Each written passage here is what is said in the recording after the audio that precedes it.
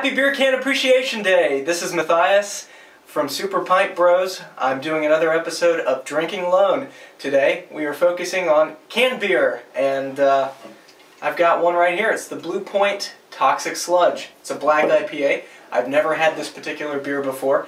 I'm actually kind of excited for it. The thing about black IPAs is I don't typically like them. I'm an IPA guy, but most black IPAs are either roasty IPAs or hoppy bitter stouts. I'm gonna crack open this thing, try it out. Let's pour it. It's kind of brown.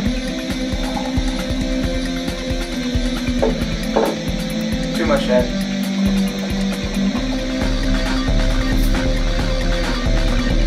So while I'm waiting for this thing to reduce, let's talk about the can. Looks like an energy drink. I actually kind of like it. Reminds me of like the Teenage Mutant Ninja Turtles. I imagine what would be poured out of this is green, like it shows, but it's not, which is okay.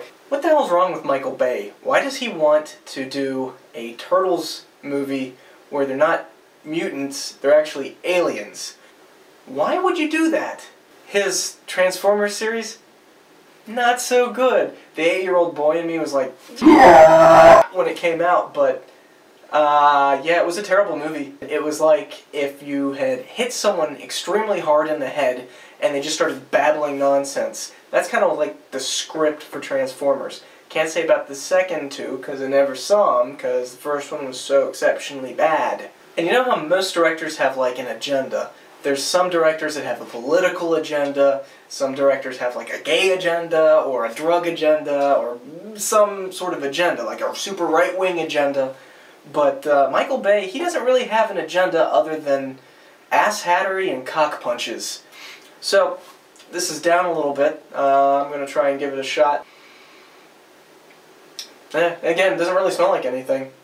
One up. That's alright. It's a little bit piney.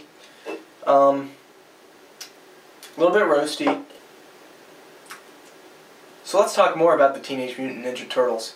Those were the best freaking toys when I was a kid. Only problem is I got sand in them because I took them to the beach.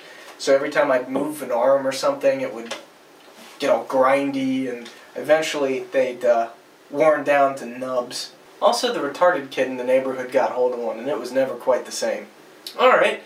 So Beer Can Appreciation Day was started for no reason whatsoever, and it was to commemorate beers in cans.